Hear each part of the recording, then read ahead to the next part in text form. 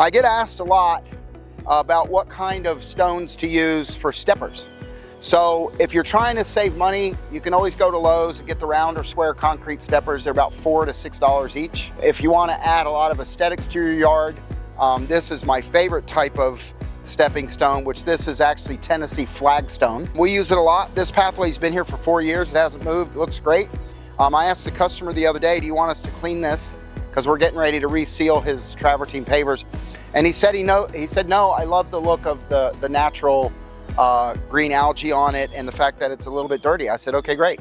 So very, very low maintenance. When you put mulch in between it or rock, there's really nothing left to do. If you got a good fabric down, which we do here, prevents the weeds. You can also put stepping stones in and put grass in between and just use the mower to run right over this area if this had grass, and very little maintenance. Just take the weed eater and edge it just like you would a regular sidewalk. So great option. We also use big 2 foot by 2 foot square travertine stepping stones, which are really low maintenance. They're very easy to install. It's about $90 per step if you're kind of budgeting something.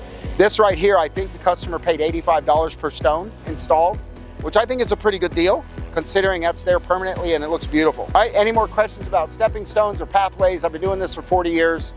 Give us a call at terranovaoutdoorliving.com.